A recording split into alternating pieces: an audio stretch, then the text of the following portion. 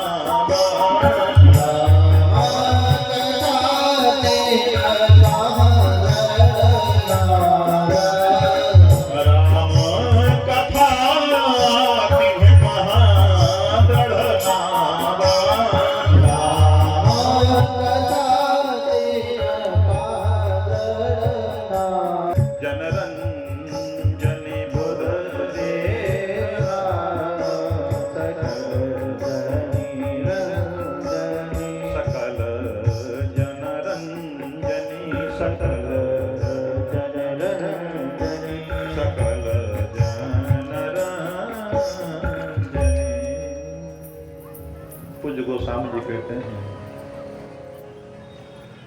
परमात्मा राम की यह कथा जो बुद्धिजीवी हैं, सज्जन हैं, सुजान हैं, उन्हें विश्राम देने वाली है, सभी के हृदय को आनंदित करने वाली है। और क्या करती है? तो गोस्वामी जी लिखते हैं, राम कथा कलिकलुष विभंजनी, कलयुग के पापों को नष्ट कर देने वाली है, जला देने वाली है, भस्म कर देने वाली है। इस भवसागर से जो पार जाना चाहते हैं,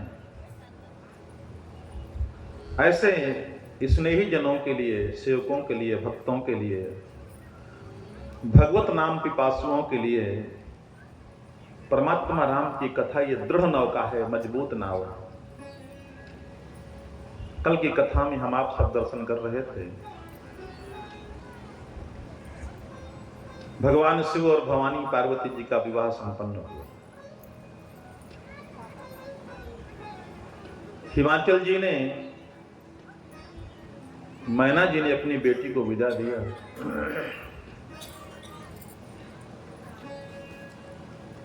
हर मां अपनी बेटी को शिक्षा देती है, बेटी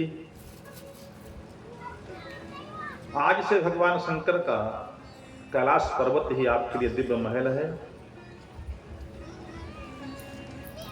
उस घर की व्यवस्था ही आप सबके लिए संसार की सबसे उत्तम व्यवस्था है। जिस रामचरितमानस को हम लोग 3 दिन से श्रवण कर रहे हैं, रामचरितमानस आदर्श ग्रंथ है। हमारे जीवन के हर पक्ष में हम आनंद ले पाए, ऐसा अद्भुत ग्रंथ है राम जी का। क्योंकि जिन परमात्मा राम जी के पावन चरित्र का हम स्मरण कर रहे हैं, श्रवण कर रहे हैं, आनंद ले रहे हैं, दर्शन कर रहे हैं, अद्भुत है। वो चाहे अवध के राम हो, चाहे महात्मा विश्वामित्र जी की कुटिया में साधना करने वाले राम हो, और चाहे जनकपुर की देवियों से घिरे हुए राम हो, राज्याभिषेक की घोषणा कर देने के बाद वाले राम हो, कि कई के द्वारा वरदान मांगने के लिए वनवास को तैयार हो जाने वाले राम हो, 14 वर्ष के वनवास काल के राम हो, चाहे वो सबरी के राम हो, कौल भीलों के राम हो, केवट के राम हो, निषाद के राम हो, लंका में रावण का वध करने वाले परमात्मा राम हो, और पुनः अवध में आकर के राम राज्य की स्थापना करने वाले राम हो। लेकिन राम के जीवन में कभी भी उन्होंने अभिनय किया है, परंतु कभी भी उनके जीवन में उदासी नहीं आई।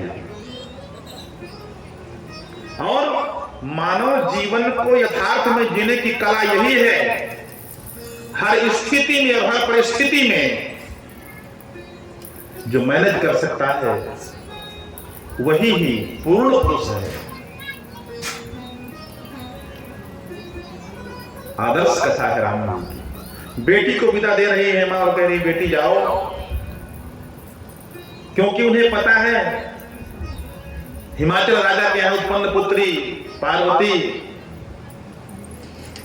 राज सुखों का त्याग करके भगवान शंकर जैसा सामर्थ्य पति पाने के लिए कठिन तपस्या करती है। कल समय कम था, हम लोग दर्शन नहीं कर पाए उसको।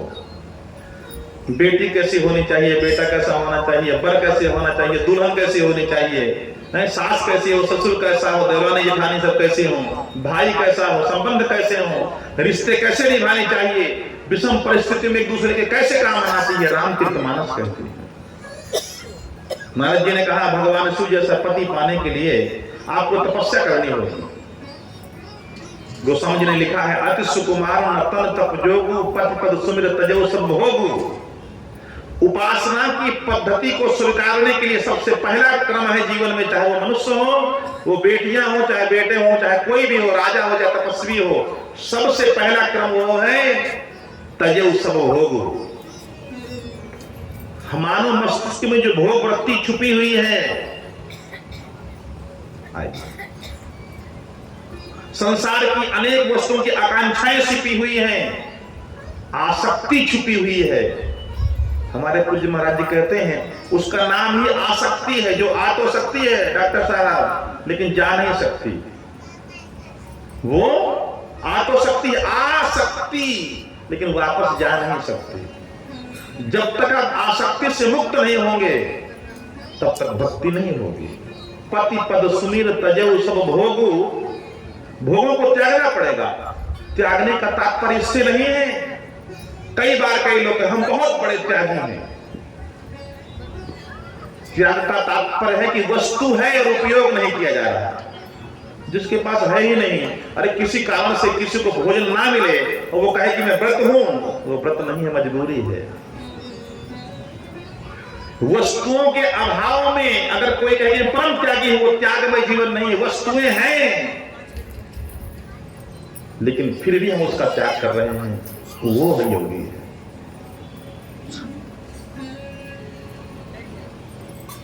परम तपस्वी इतनी कठोर तपस्या करी। आजकल हमारे भारतवर्ष उत्सव का त्योहार है। हमारे मनीषियों ने, हमारे पूर्वजों ने, क्योंकि हमारे जितने यहां लोग बैठे हुए हैं, हम सब सनातन धर्मावलंबियों के गोत्र में किसी ऋषि का नाम है। हम ऋषियों की संतान हैं, संतों की संतान हैं हम लोग। और वो ऋषि जिनके जीवन में, और ये सत्य है, हमारे आप सबके डीएनए में ही त्याग तपस्या छुपी हुई है। बस कुछ अनावश्यक लोगों के साथ बैठने के कारण, अनावश्यक दृश्य का दर्शन करने के कारण हमारी वृत्तियां बदल गई हैं, लेकिन अभी भी जड़ में, हमारे मूल में वही स्थापित है जो कभी था। और किसी के डीएनए को चैलेंज नहीं कर सकते हैं आप। इतनी कठोर तपस्या पार्वती जी ने किया भगवान शिव को पाने के लिए। संवत सहस मूल फल खाए, सात खाई सतवर्ष गवाए, बेल पात्र नहीं परे सुखाई, 3 सहस संवत सोई खाई, पुनि परिहरे सुखाने उपरना, उमहि नाम तब भय अपर्णा, कछु दिन भोजन बारी बतासा, कछु दिन किए कठिन उपवासा। यह है तपस्या। संवत सहस मूल फल खाए, 10,000 वर्षों तक कंदमूल फलों का भोजन किया है, जो जमीन के अंदर उत्पन्न होते हैं, कंद कहते हैं। 7 पत्तियों वाला सब्जी 100 साल। बेल पात नहीं परे सुखाई, 3 सहस्र संवत सोई खाई।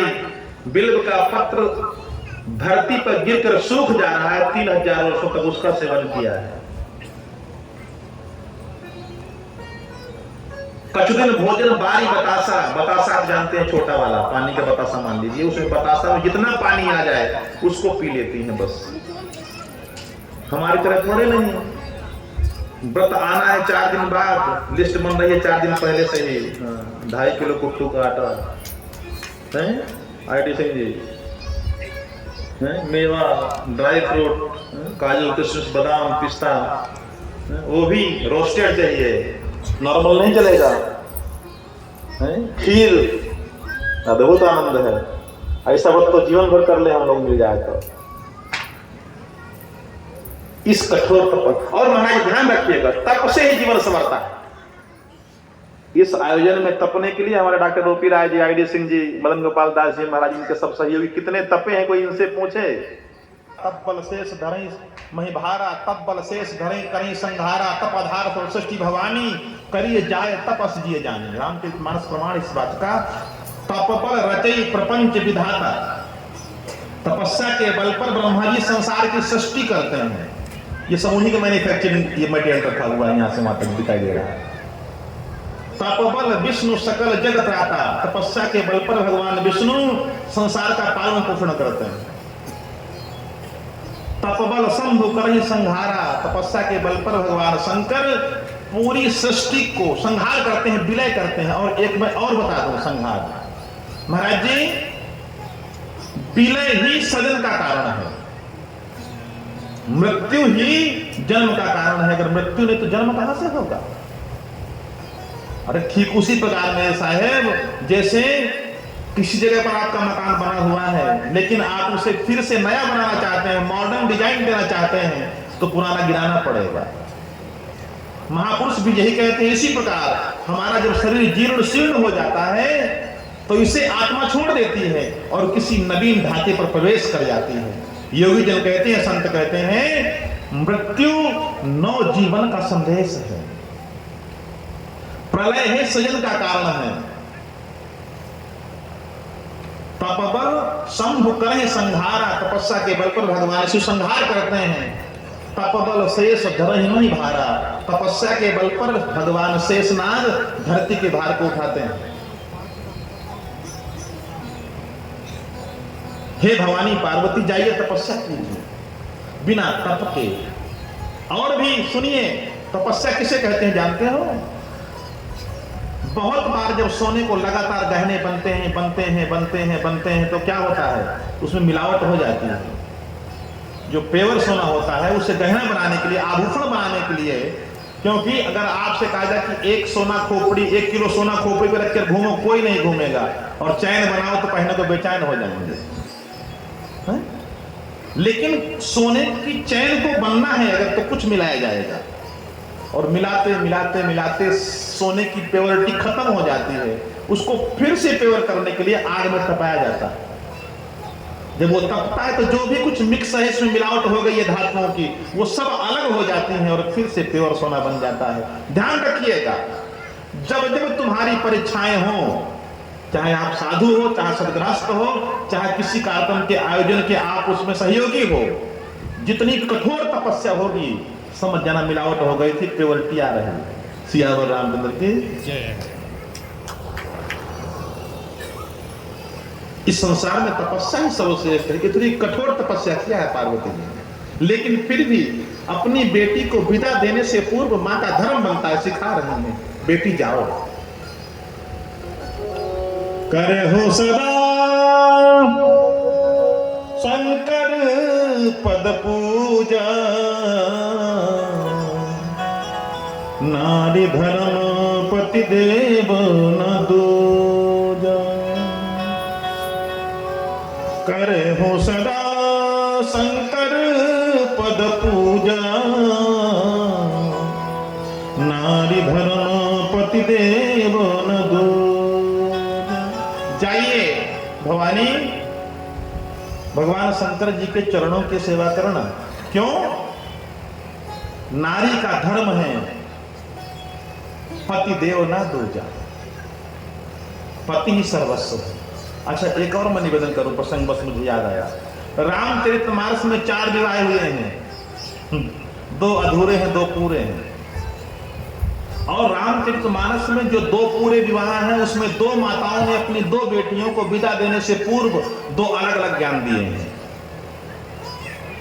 भवानी पार्वती जी की माता मैना जी ने पार्वती को विदा दिया है तो कहा है, करे वो सदा शंकर पद पूजा, नारी धर्म पति देव न दूजा। बेटी जाओ, भगवान शिव के चरणों की सेवा करना, आपके यहाँ पति के सिवा दूजा कोई नहीं, जाओ। लेकिन जगत जननी अखिलेश्वरी भुवनेश्वरी परमेश्वरी साक्षात पराम्बा मां जानकी जी को विदा देने से पहले माता सुनैना ने गोद में बिठाकर कहा है, सीता सास ससुर गुरु सेवा करहु, पति रुख लखिया यसु अनुसरहु। मां सुनैना कहती है, जानकी जाओ, सास की ससुर की और गुरु की सेवा करना, लेकिन सास ससुर गुरु सेवा करहु, पति रुख, पति का मुख देखकर सेवा करे, वो पत्नी नहीं हो सकती है, पति का रुख देखकर सेवा करना। लेकिन आजकल की जो अल्ट्रा मैडम बहुए हैं मॉडर्न जमाने की, वो जब घर आती हैं तो सबसे पहले कहती हैं स्वामी जी से अपनी कि सुनो, मैंने राम कथा सुनी है और महाराज जी बता रहे थे, उसको मैं अक्षरशः पालन करती हूँ, आदर्श पत्नी हूँ। तो देवी जी क्या है, करे हूँ सदा शंकर पद पूजा, नारी धर्म पति देव न दूजा। बस पति देव न दूजा। जबकि उन देवियों से मैं आग्रह करूंगा कि ये उनके लिए है जिनके यहाँ कोई है ही नहीं। भगवान शंकर तो फकरचंद गिरधारी, ना लौटाना थारी। मैना जी ने इसलिए कहा कि वहां कोई है ही नहीं, स्वयंभू शंकर जी से मंडप के नीचे पंडित जी ने पूछा कि पिताजी का क्या नाम? बोले शंकर। आपका नाम? बोले शंकर। पिताजी का नाम? बोले जय शंकर। दादाजी का नाम? बोले जय जय शंकर। वेद मंत्र, और जिसको भी कहीं ऐसा लगे कि हम मिलावटी या मिक्स कुछ बोल रहे हैं, बिल्कुल नहीं, आप मुझसे पूछ सकते हैं, आपको पावर है। रामचरितमानस में फेरे के समय चौपाई आई है, वेद मंत्र मुनिवर उच्चरहि जय जय जय शंकर सुर करहि। 3 बार जय शब्द का प्रयोग। बोले आपका नाम शंकर, बाप का नाम जय शंकर, और दादाजी का नाम बोले जय जय शंकर। यहां कोई भी घर में नहीं है, स्वयंभू भगवान शिव हैं। इसलिए मां मैना कहती हैं, करे वो सदा शंकर पद पूजा, नारी धर्म पति देव न दूजा। लेकिन सीता जी के यहाँ विदा देने से पूर्व मैना सुनैना जी कहती हैं, सास ससुर गुरु सेवा करे हो, और पति का रुख नहीं, पति मुख नहीं, पति रुख लखि आये सो अनुसरे हो। पति का रुख देखकर आज्ञा का पालन करना। और धन्य है वो बेटी सीता। ये रामचरितमानस की माता जी की शिक्षा कब प्रमाणित हुई है? जब ससुराल में गई हैं। प्रसंग आएगा, मैं आपको निवेदन करूंगा। उस समय महाराज दशरथ जी चक्रवर्ती सम्राट थे। इस भूभाग में पहले ऐसे राजा हुए हैं पृथ्वी लोक में, जो अपनी इसी देह को लेकर के स्वर्ग जाते थे और वापस आते थे। देवासुर संग्राम, दूसरा कोई पृथ्वी लोक में राजा नहीं हुआ जो देह के सहित मरने के बाद स्वर्ग जाते हैं लोग, देव लोग जाते हैं। महाराज दशरथ जीवित जाते थे और वापस आते थे। चक्रवर्ती सम्राट महाराज दशरथ की पुत्र वधू सीता, लेकिन यद्यपि ग्रह सेवक सेवकनी मां कौशल्या जी के घर में अनेक दास और दासियां हैं, सब गुण संपन्न हैं, परंतु उसके बावजूद भी मां जानकी परमात्मा राम के लिए, अपने देवर लक्ष्मण शत्रुघ्न भरत जी के लिए, महाराज दशरथ जी के लिए और गुरुदेव विश्वामित्र और वशिष्ठ जी के लिए स्वयं भोजन बनाती है। ध्यान रखिएगा इस बात को। आपके घर में कोई पेड वर्कर जो सेवा करने के लिए आया है, उसके स्वभाव में भाव नहीं होता है। कोई बेटी, कोई माँ, कोई बहन, कोई बहू जब घर में अपने पति के लिए, पिता के लिए, पुत्र के लिए, जेठ के लिए, ससुर के लिए, सास के लिए, परिवार के सदस्यों के लिए जब भोजन बनाती है, उसके मन में भावनाएं होती हैं। उसमें भले स्वाद कम हो, लेकिन स्वास्थ्य के लिए वो अच्छा होता है। और जब वो भोजन बनाती है तो उसकी भावनाएं रहती हैं कि इस भोजन को पाकर के मेरे परिवार के लोगों का मन और मस्तिष्क स्वस्थ और प्रसन्न रहेगा, वो आनंदित रहेंगे।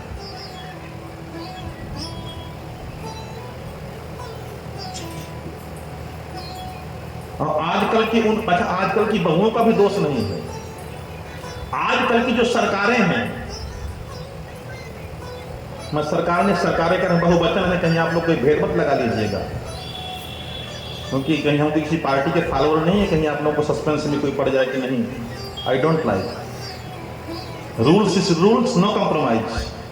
कोई भी हो, आजकल के नारे आपने शायद सुना होगा, कई जगह मैंने पढ़ा है, लिखा हुआ है, हम दो हमारे, बोलिए क्या लिखा होता है? हम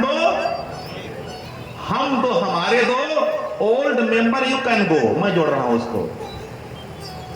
अब हम दो पति पत्नी राजे, और हमारे दो एक बेटा की बेटी, तो दादा दादी बोले गो। इसलिए ऐसे नारों को देखकर पढ़ने से पहले काली पोत दिया करो उनमें पहले। मुझे याद है एक मॉडर्न स्कूल में पढ़ने वाले किसी बेटे से, उससे कहा गया कि तुम्हें पूरी फैमिली की फोटो लेकर के आनी है। सारे बच्चों को एडवाइजरी दी गई। और हमारे भारत के फैमिली जानते हैं आप, दादा दादी, चाचा चाची हैं, फिर बड़े पापा, छोटे पापा, पूरा एकदम परिवार है। फैमिली में फैमिली, जहाँ चार ही हो, फैमिली पढ़िएगा, शब्द का नाम अनेक अर्थ है। हमारे यहाँ परिवार है, 4 अक्षर 2 मात्राएं 6 तो कम से कम होते हैं परिवार में।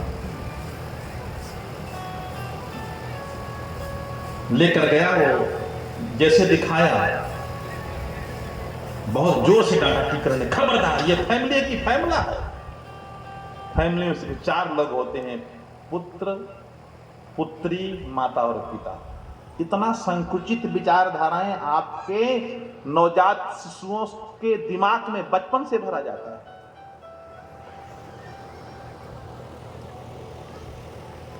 मैं देवियों से निवेदन करूंगा, लाइव के माध्यम से देख रहे लोगों से निवेदन करूंगा, माताओं से निवेदन करूंगा कि जब भी आपकी बेटी विदा होकर जाए उसे सिखाइएगा कि सास ससुर गुरु सेवा करे, पति रुख लखी आयस अनुसर्य।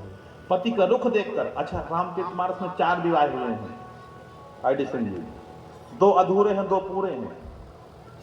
एक विवाह आप लोगों ने देखा है, दूसरा आज देखेंगे हम लोग। पहला विवाह राम माता पार्वती जी का भगवान शंकर का पूरा है। क्यों? शंकर जी पति के रूप में पार्वती को मिलेंगे, नारद जी बताते हैं। शिव जी को पाने के लिए पार्वती तपस्या करते हैं। भगवान शंकर का विवाह हो, इसलिए कामदेव को भेज कर शंकर की समाधि भंग की जाती है। देवता बारात लेकर आते हैं, माता पिता दोनों पक्ष के राजी हैं विवाह करने के लिए, सब लोग राजी हैं, और फिर विधिवत विवाह संपन्न होता है। राम जी और सीता जी का विवाह पूरा है। 2 जो अधूरे विवाह हैं उनमें लफड़ा है। एक विवाह में लड़का बहुत चाहता है, लड़की बिल्कुल नहीं चाहती, और लड़का है देवर्षि नारद, और लड़की है विश्व मोहिनी। और नारद जी की कैसी हालत है, जब तब कछु न होए तेहि काला, हे विधि मिले कौन विधि वाला, माला का पता नहीं चंदन गाया, बाबा जी पागल। और लड़की जहीं दिश बैठे नारद फूली, तही दिश सोना बिलो की भूली। लड़की फूटी आंख नहीं देखना चाहती है, जबकि एक पंक्ति है शायर की, मोहब्बत इश्क होता है दोनों तरफ जनाब, मोहब्बत इश्क होता है दोनों तरफ जनाब, मुमकिन नहीं दर्द इधर हो उधर ना हो। यहां लड़का तो बहुत चाहता है, लड़की बिल्कुल नहीं चाहती है। और जो दूसरी अधूरी शादी है, फॉरेनर कल्चर में पली बढ़ी, वेस्टर्न कल्चर को फॉलो करने वाली, विश्व के सबसे बड़े सम्राट महाराज रावण की बहन शूर्पणखा, वो तो डायरेक्ट लव मैरिज करने आई थी भगवान से। सीधे कहती है, तुम सम पुरुष नमो सम नारी, यह संजोग विधि रचा विचारी। महाराज ब्रह्मा जी सोचने लगे, मैंने कब लिखा है शूर्पणखा और इसका राम जी का विवाह। ब्रह्मा जी परेशान है। अच्छा, उसको पता नहीं था कि भारतीय कल्चर में नारी किसे कहते हैं।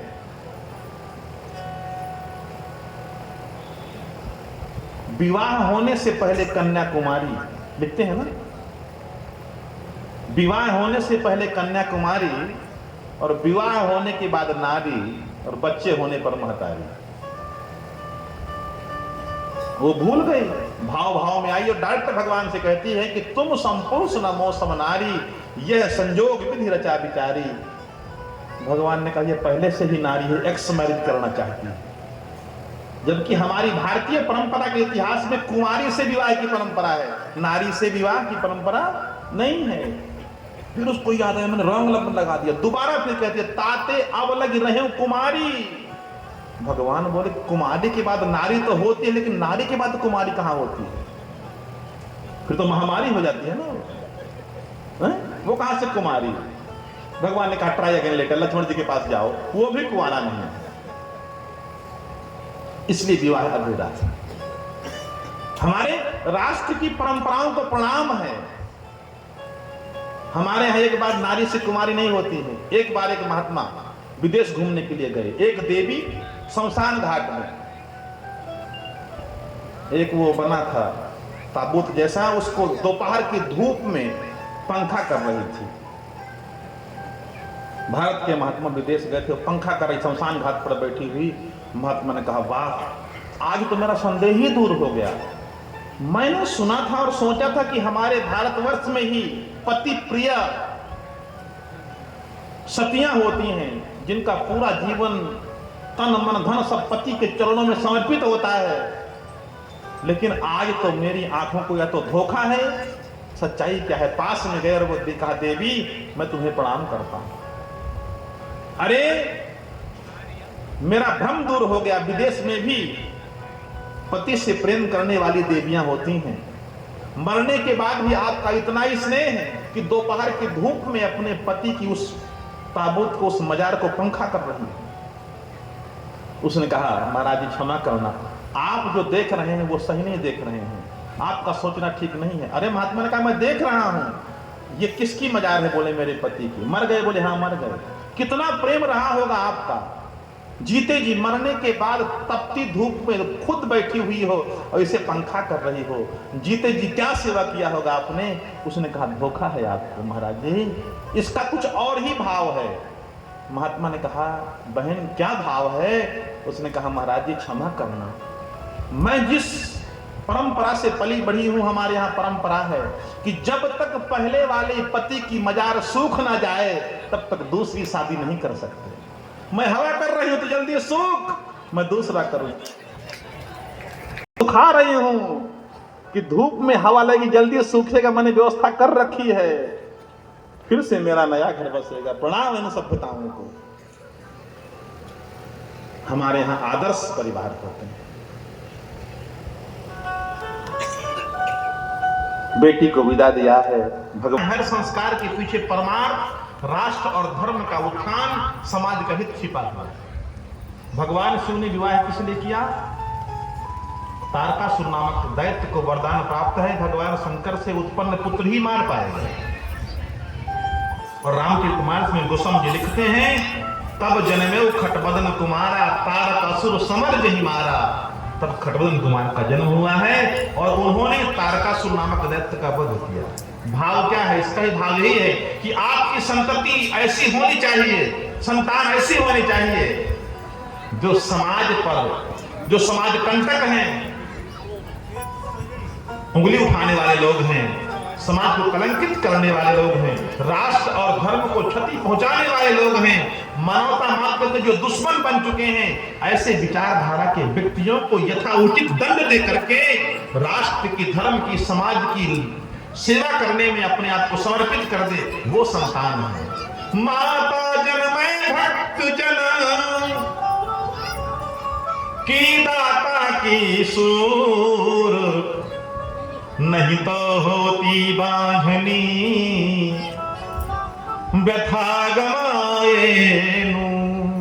मां वही है, या भक्त को जन्म दे, या दानदाता को जन्म दे, या फिर कोई सूर को पैदा करे, नहीं तो क्या फायदा उसका।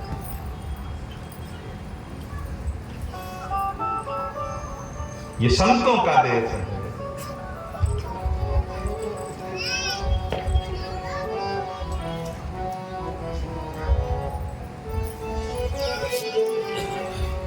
किसी से उनकी मंजिल का पता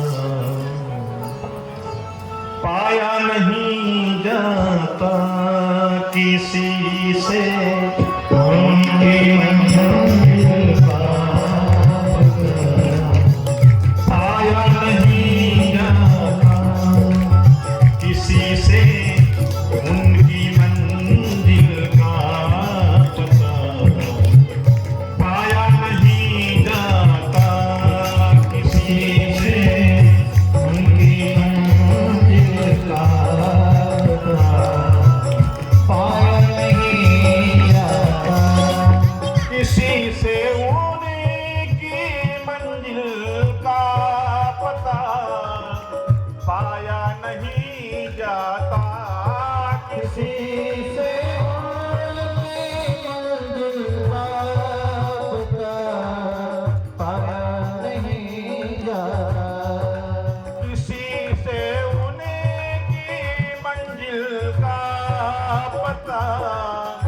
पाया नहीं जाता, किसी से मंजिल का पाया नहीं जाता। जहाँ है वो फरिश्तों का, वहाँ साया नहीं जाता, जहाँ है वो फरिश्तों साया नहीं जाता, जहाँ है वो फरिश्तों का, साया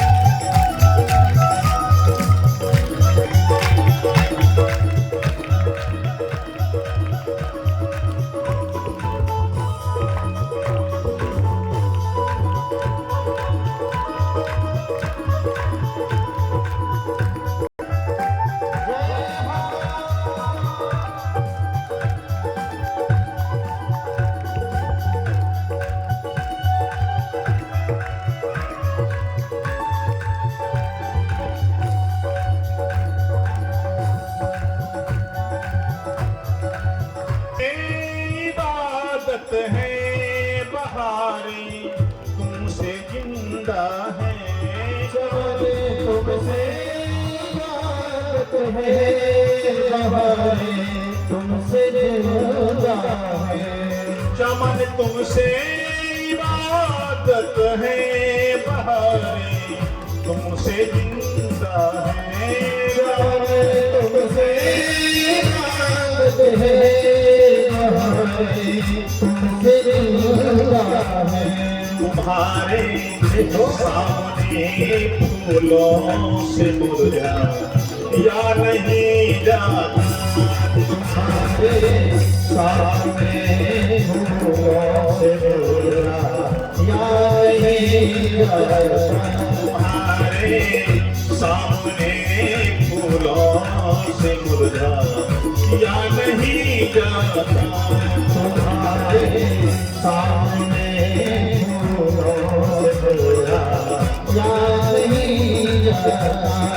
तुम्हारे सामने फूलों से मुरझा या नहीं जाता तुम्हारे सामने फूलों से मुरझा नहीं जाता ये वो है जो हर साज में गाया नहीं जाना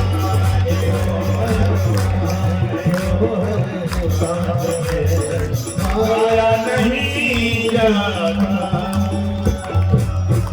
बोलिए संत भगवान की जय। सभी लोग अपने स्थान पर खड़े हो जाएंगे। हमारे मध्य में जगत सम्राट परम पूज्य प्रातः स्मरणीय वैष्णव कुलभूषण वितरागी परम पूज्य श्री श्री 1008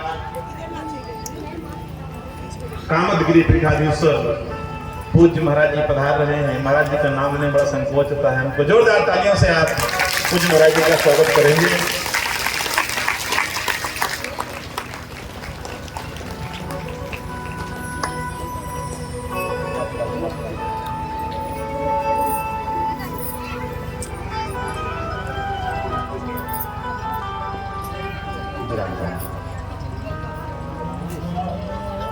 सभी लोग आवश्यक अंदर बैठ जाएं। आज हमारा आप सबका परम सौभाग्य है चित्रकूट धाम से पूज्य महाराज जी के सानिध्य में चित्रकूट से नर्मदा खंड के दिव्य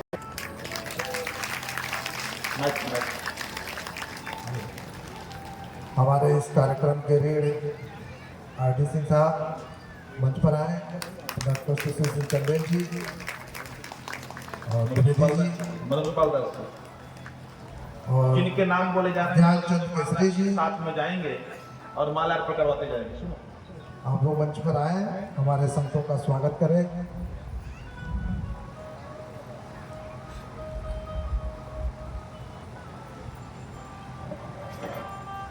और भी हमारे यजमान जो हमारे यज्ञ में है उनमें से अगर कोई भी और आने चाहते हैं तो हमारे मंच पर आए और हमारे संत लोगों का स्वागत वंदन अभिनंदन हमारे करें। ठाकुर धीरेन्द्र सिंह जी से मैं निवेदन करूंगा आज मंच पर आएंगे। और अशोक मिश्रा जी आप भी आए, संत लोगों का स्वागत करें। संजय अग्रवाल जी, चंद्रमणि त्रिपाठी जी, दुबे जी, द्विवेदी जी, जिनके नाम बोले जाए कृपया सिद्धार्थ मंच पर आएं और जिन महापुरुषों के गले में मालाएं हैं उनको पहना करके और व्यासपीठ को प्रणाम करके महाराज जी का आशीर्वाद लेकर बैजनाथ मिश्रा जी आप भी आए मंच पर।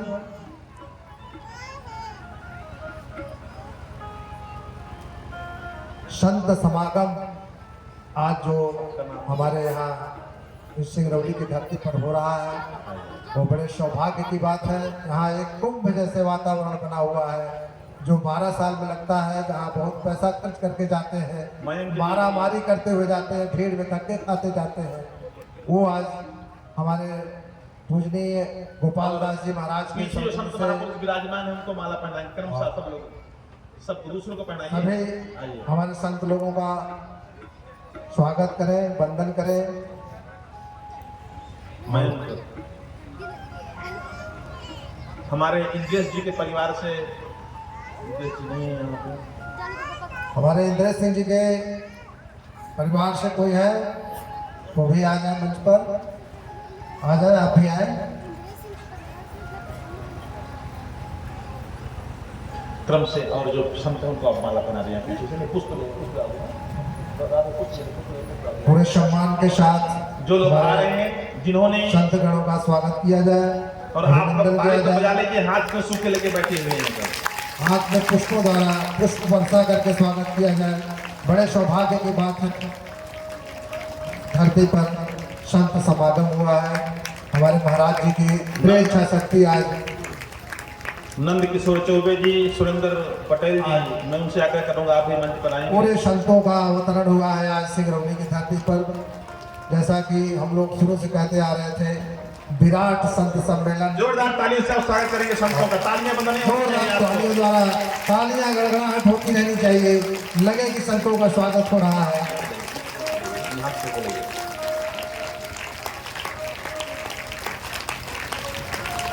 आप लोगों को बहुत तपस्या करनी पड़ेगी संतों को एक मंच पर लाने के लिए। महाराज इधर आ जाए, इधर आ जाए। बहुत बड़ी तपस्या के बाद भी ये संत उपलब्ध नहीं हो पाएंगे। संत बड़े भाग्य से संतों का दर्शन होता है। आज हमारे समाज में कुछ संत जो है, संत और कुछ लोग बोलते हैं हम संत बन गए, और कुछ लोग संत हो जाते हैं और कुछ लोग बन जाते हैं।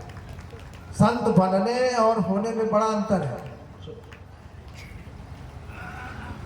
संत जो बन जाते हैं वही लोग समाज में संतों को बदनाम कर रहे हैं, लेकिन बाकी जो असली संत हो जाते हैं या हो गए हैं, वो लोग असली संत हैं जो आज हमारे इस धरती पर मंच पर आसीन है। उनके तेज निकल रहे हैं, उनके मुखमंडल से जो तेज निकल रहे हैं, उसके दर्शन मात्र से ही हम लोगों का जो भी विकार होंगे वो दूर हो जाएंगे, दर्शन मात्र से उनके। कुछ महापुरुष जो पीछे बैठे आराम से बैठे, राम जी रहे ऐसे त्यागी तपस्वियों का दर्शन करने के लिए कितना कठोर संघर्ष करना पड़ा है। इसके लिए ओपी राय जी, आई सिंह जी और समिति के सदस्य मदन गोपाल दास जी महाराज, माता जी और आचार्य जी से पूछिए आप। हाँ, हमारे गोपाल दास जी महाराज जी, आचार्य जी और हमारे सुरेंद्र पटेल जी, नंद चौबे जी, इन लोगों ने तो इतना अथक परिश्रम किया है जिसको कि हम लोग शब्दों में नहीं बयां कर सकते। इन लोगों के आज मेहनत का ये फल है, ये परिणाम है। आज जो यहाँ संत समागम और हमारे महाराज जी का दर्शन हो रहा है। तालियों से संत समाज का पूरे जोरदार हर्षोल्लास के साथ स्वागत किया जाए।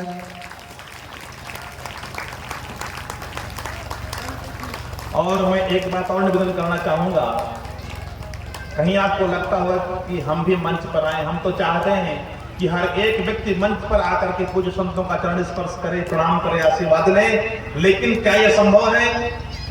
नहीं हो सकता। नहीं, कब कथा होगी तब होगा। ये जितने हाथ हैं ये सब आपके ही हाथ हैं, ऐसा मान करके आप जोरदार तालियों से पूज्य संतों का स्वागत करेंगे और इस अपनी दृष्टि आप सब पर डाल करके कृपा की बरसात करेंगे। जोरदार तालियां जोरदार होनी चाहिए। आप लोगों को लगे यहाँ पधारे हुए संतों को लगे कि नहीं हमारे नगर के लोगों में उत्साह है।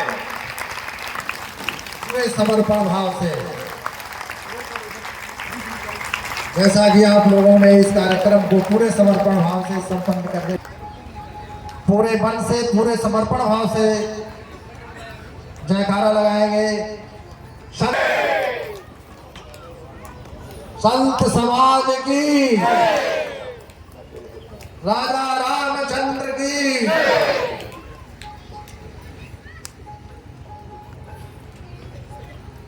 बोली राजा रामचंद्र भगवान की जय, सच्चिदानंद भगवान की जय।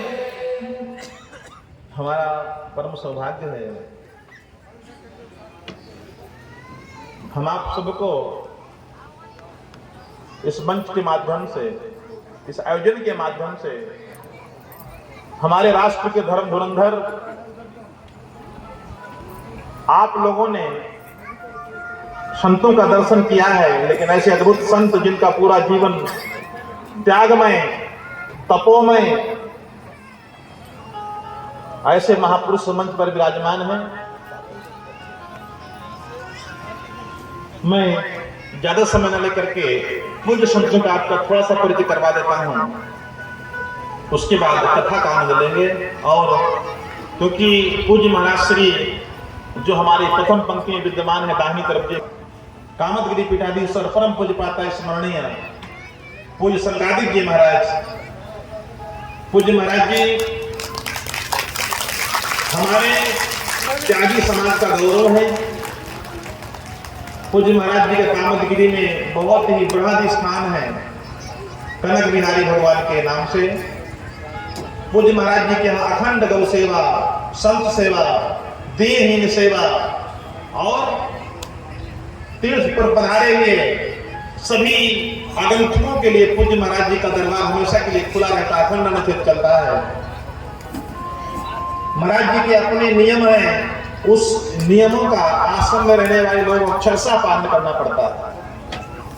महाराज जी के आश्रम में निवास करने वाले संतों और ब्राह्मणों, विद्वानों को, भक्तों को ब्रह्म मुहूर्त में ही जगना होगा, नहीं हमारे महाराज जी खुदे घूम के डंडा लेकर के थे। और संत का दंड जब तक उठा रहता है तब तक राष्ट्र और धर्म का उत्थान हमेशा होता रहता है। पूर्ण समर्पण जीवन पूज्य महाराज जी का। और पूज्य महाराज जी राजस्थान में, पंजाब में, मध्य प्रदेश में, छत्तीसगढ़ में, महाराष्ट्र में, भारत के अनेक प्रदेशों में 1008 पुण्यात्मक यज्ञ अभी रीवा के पास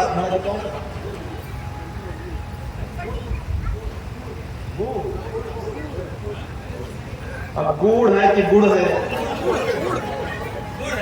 गुड़ ना। महाराज जी का भी कल ही 108 कुंडात्मक श्री राम महायज्ञ गुड़ में पूरा हुआ है। और महाराज जी का दूसरा 51 कुंड यज्ञ सतना के पास जनार्दनपुर है, अंबुजा सीमेंट कंपनी के आसपास कहीं नियरेस्ट ही है, वहां से 51 कुंडात्मक महाराज जी के 4 से 10 तक वहां पे है। और अपने राम जी को वहां कथा की सेवा देनी है। हमारे विशेष आग्रह पर पूज्य महाराज जी ने अपना अमूल्य समय प्रदान किया है, इसलिए एक बार पुनः महाराज जी का स्वागत करेंगे। महाराज जी के दाहिनी तरफ दूसरे नंबर पर विराजमान है परम पूज्य पाता स्मरणीय श्री श्री खजराट महामंडल श्री सिया रामदास जी महाराज, जो ब्रह्मांड नर्मदा खंड नरसिंहपुर से पधारे हुए हैं। बहुत बड़ा स्थान है महाराज जी का, उनका भी जोरदार ताली से स्वागत करेंगे। पूज्य महाराज जी से तीसरे नंबर पर राजस्थान की पवित्र धरती 12 की पार्वती नदी के तट पर जिनका दिव्य भव्य स्थान है, हमारे परम पूज्य प्रातः स्मरणीय श्री श्री खजराट महामंडल से पूज्य श्री, उनका भी सीताराम दास जी महाराज जी नाम है, आप भी पधारे हैं, उनका भी जोरदार ताली से स्वागत करेंगे। हमारे संतों में ही परंपराएं होती हैं, तो हमारे अपनी परंपरा में हमारे गुरु जी के छोटे गुरु भाई मेरे पूज्य काका श्री श्री श्री खजराट महामंडलेश्वर श्री रामचरण दास जी महाराज पुजारी जी पधारे हुए हैं, उनका भी आप जोरदार ताली से स्वागत करेंगे। ऐसे बहुत तपस्वी महापुरुष हैं, अगर मैं सबका नाम लूं तो शायद हमारे को जमदार दास जी महाराज हैं, घर महाराज हमारे परम तपस्वी बाल स्वरूप श्री राम जी महाराज हैं, अनेक महापुरुष यहाँ विद्यमान हैं। एक बार व्यासपीठ से सभी संतों के चरणों में मेरा साष्टांग प्रणाम है। मैं अपनी समझ की ओर से पधारे हुए संतों का, नगरवासियों की ओर से, मदन गोपाल दास जी की ओर से, दानदाताओं की ओर से 51 कुंडात्मक यज्ञ में आप पधारे, इसके लिए मैं आप सबके चरणों में वंदन करता हूँ, अभिनंदन करता हूँ, स्वागत करता हूँ। आपने अपनी कृपा करके हमारे नगर को धन्य किया है, प्रतिपत्त किया है। हम आपके चरणों में निवेदन करूंगा कि आप हमें आशीर्वाद प्रदान करेंगे, जिसमें मैं अपेक्षा करता हूं हमारे दानदाताओं का कल्याण होगा, हमारे सहयोगी कल्याण होगा, जो हमारे यज्ञ में संघर्ष में लगे रहे शुरू से लेकर अंत तक, उन सबको आपका आशीर्वाद प्राप्त होगा, मैं इसे अपेक्षा रखता हूं। क्योंकि महाराज जी को कुछ ही मिनटों में हमारे 7 मूर्ति पूज्य महाराज जी, उनके साथ 6 मूर्ति जो वो जाएंगे, क्योंकि महाराज जी को पुनः पधारना है। बाकी सब मूर्ति हमारे मंच में विराजमान रहेंगे, हम पूज्य महाराज जी का आशीर्वाद प्राप्त करेंगे। उसके बाद हमारे कमेटी के सदस्य माननीय अध्यक्ष जी, हमारे आरडी सिंह जी और सभी लोग जितने भी होंगे 7 मेंबर ऊपर आएंगे, 7 या 8 मेंबर ऊपर आएंगे और पुनः पूज्य महाराज जी को पत्र पुष्प भेंट करके, क्योंकि हम कुछ दे नहीं सकते। भगवान की जय। श्री मदन गोपाल दास श्री राम जय राम श्री राम जय राम जय जय राम श्री राम जय राम जय राम श्री राम जय राम जय जय राम जय राम जय जय राम श्री राम जय राम जय जय राम श्री राम जय राम जय जय राम श्री राम जय राम जय जय राम श्री राम जय राम जय जय राम श्री राम जय राम जय जय राम यज्ञ भगवान की जय यज्ञ वही नारायण रूप है, यज्ञ वही विष्णु हो, यज्ञ स्वयं विष्णु भगवान का स्वरूप है। सृष्टि का शुभारंभ यज्ञ से हुआ है, सृष्टि का पालन यज्ञ से ही होता है और सृष्टि का समापन भी यज्ञ से ही होता है। शामिल होना चाहिए, अपने भाग लेना चाहिए, अपने समर्थ के अनुसार यज्ञ में सबको शामिल होना चाहिए। राम जी की इच्छा से ये सृष्टि का विस्तार यज्ञ से और यज्ञ के बगैर हमारा जीवन संभव नहीं है। आज जो परिवेश चल रहा है, बहुत सारे केमिकल आज जमीन में, हवाओं में छोड़े जा रहे हैं। इनको अगर शमन करने में किसी में समर्थ है, उस अनुष्ठान का नाम यज्ञ है। जो बहुत सारी दवाएं, केमिकल जो वायु को विषाक्त बना रहे हैं, जल को विषाक्त बना रहे हैं और वो विष हमारे जीवन को बहुत ज़्यादा प्रभावित कर रहा है। ऐसे उन सारे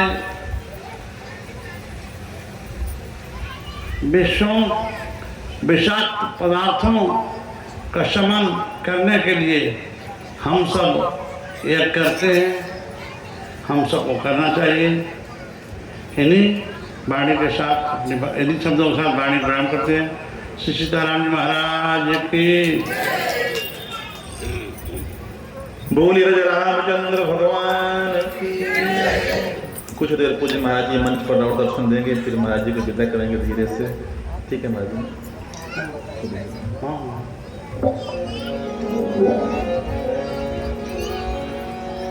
सीताराम जय सीताराम, सीताराम जय सीताराम, सीताराम जय सीताराम, सीताराम जय सीताराम जय सीताराम,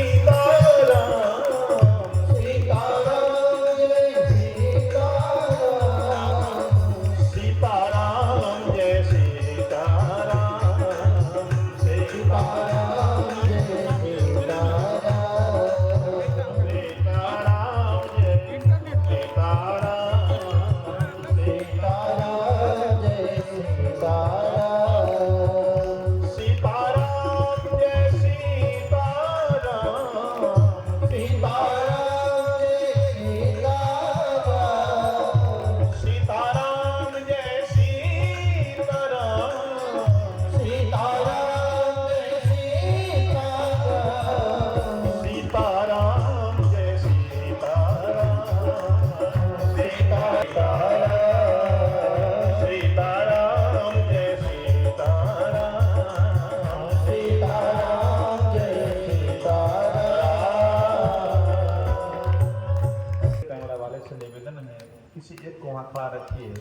किसी का पैर लगा तो नुकसान होने का डर नहीं है।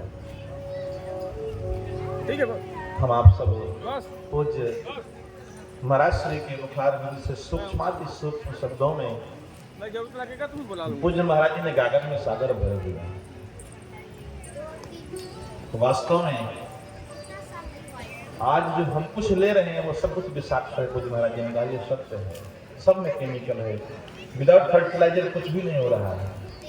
और हम जो खा रहे हैं वही हमारे शरीर के व्यवहार में आ रहा है और वैसे ही हमारा स्वभाव मन मस्तिष्क विचार हो रहा है और यज्ञ ऋषि के लिए किए जाते हैं।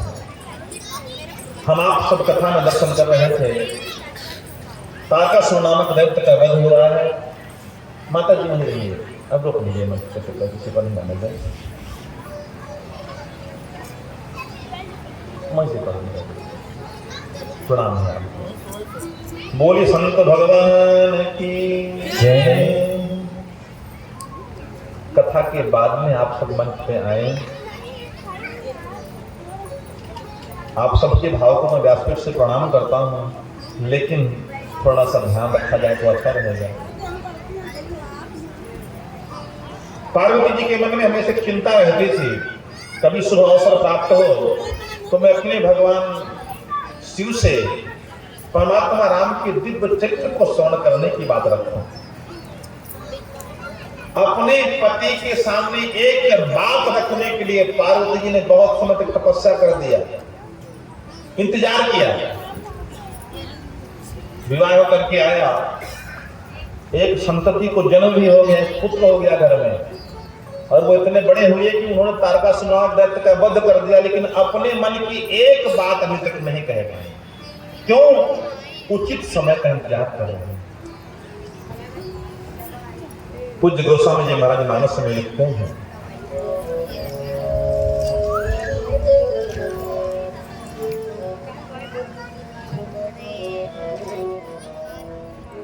निज कर दासी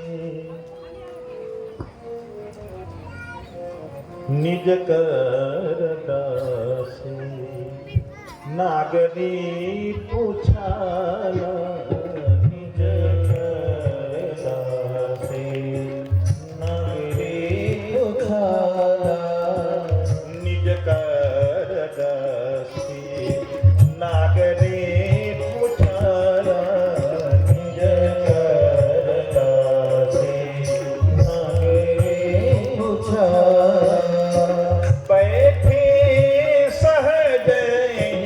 शंभो कृपाला।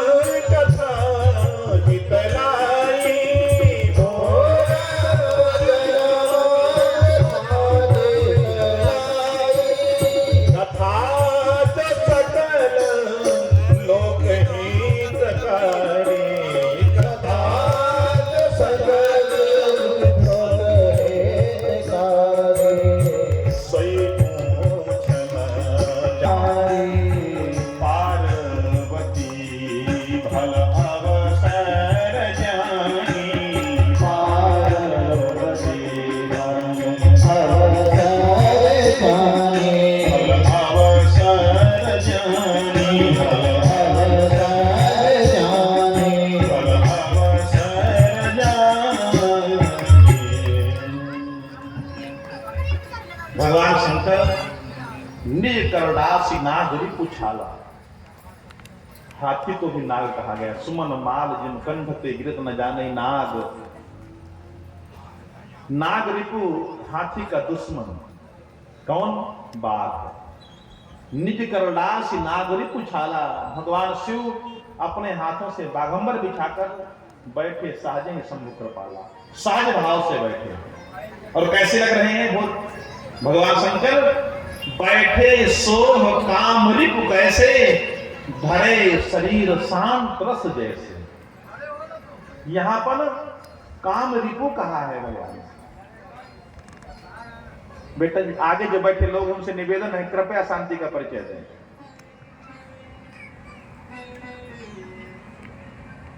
कामनाओं के मर्दन करने वाले भगवान शिव विराजमान हैं। लगता है साक्षात शांत स्वरूप आकर विद्यमान है। पार्वती भल अवसर जानी। भगवान ने देखा कि आज सुंदर समय है अपने जीवन धन परमेश्वर पति के सामने अपनी बात रखने का। तो गई शंभु कहीं मातु भवानी गई है और जाने से पहले पार्वती जी के मन में क्या इच्छा है? कथा जो सकल लोक हितकारी सोई पूछन चाह शैल कुमारी। परमात्मा राम जी के जीवन चरित्र का दर्शन करना चाह रही है पार्वती। क्योंकि पूर्व जन्म में जब सती थी तब दर्शन करने का सौभाग्य मिला, कथा का सौभाग्य मिला, लेकिन तब न सुन पाई न राम को पहचान पाई। जीवन खत्म हुआ तो जीने का ढंग आया। सम्मा ही बुझ गई तो महफिल ने रंग लाया। दिल की मशीनरी ने जब चलना ठीक सीखा तो नरपन के हर एक पुर्जे पे जंग आया। गाड़ी निकल गई तो घर से चला मुसाफिर, बेरंग हाथ मलता वापस वो घर को। हम लोग तब समझते हैं जब सब कुछ खत्म हो जाता है। सती जी ने निश्चित समय जाना कि मेरे जीवन का कल्याण अगर कहीं है तो पति के चरणों में और राम कथा में। गई समूह कहीं मातु भवानी गई है। आज परमार्थ की कामना हृदय में लेकर भवानी गई है। जान प्रिया आदर अति कीन्हा, बाम भाग हर आसन दीन्हा। आइए हे हिमशैल सुता, हे भवानी, हे पार्वती, हे उमा, हे अम्बे, हे शिवा, हे धात्री, अनेक नामों से संबोधित किया है। कई बार प्रसंगबद्ध मुझे याद आता है, पत्रकार वार्ताओं में कई बार सुनता हूं, टेलीविजन डिबेट में कुछ कुबुद्धि लोग जिनके ना तो विचार है, ना व्यवहार है, ना संस्कार है, ना सत्कार है, और ना ही भारतीय परंपरा में उन्होंने जाना है, ना पढ़ा है, ना देखा है, ना सुना है, ऐसे आंखों के अंधे विचारों से हीन लोग कहते हैं कि भारतीय परंपरा के इतिहास में, भारतीय सभ्यता में, इंडियन कल्चर में, वैदिक परंपरा के अंदर स्त्रियों का दमन हुआ। उन मूर्खों से मैं कहना चाहूंगा, कभी मौका मिले तो आइए बैठिए संतों के चरणों में, शास्त्रों में, और पढ़िए शास्त्रों को। जान प्रिया आदर अति की, अति आदर किया है, थोड़ी बहुत नहीं, अति आदर। और ध्यान रखिएगा, आल वर्ल्ड की जितनी सभ्यताएं हैं, जितना सम्मान भारतीय परंपरा में देवियों को मिलता था, मिलता है, मिलता रहेगा, अन्यत्र कहीं नहीं मिलेगा। हमारे यहाँ धर्म पत्नी कहा जाता है, गृहिणी कहा जाता है, गृह लक्ष्मी कहा जाता है, अर्धांगिनी कहा जाता है। और आप देखिए, राम जी के मंदिर में आधे सिंहासन में राम जी विराजमान है, तो आधे में जानकी जी विराजमान है।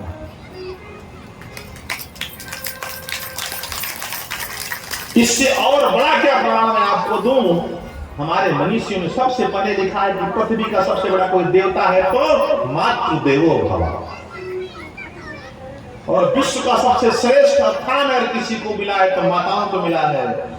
महापुरुषों ने लिखा है कि अगर किसी को स्वर्ग का दर्शन करना है तो मां के चरणों में लेटा रहे। इससे बड़ा और कौन सा सम्मान मेरे देवियों को प्राप्त करना है, पाना चाहती हैं, जो मेरी सभ्यता को छोड़ करके, मेरे समाज की व्यवस्थाओं को छोड़ करके, माता पिता की मर्यादाओं को त्याग करके, और अपने चरित्र का हनन करते हुए ऐसे गैरों का हाथ थाम लेती हैं और जिंदगी भर रोती हैं, और फिर पेटियों में पैक होकर टुकड़ों टुकड़ों में आती हैं।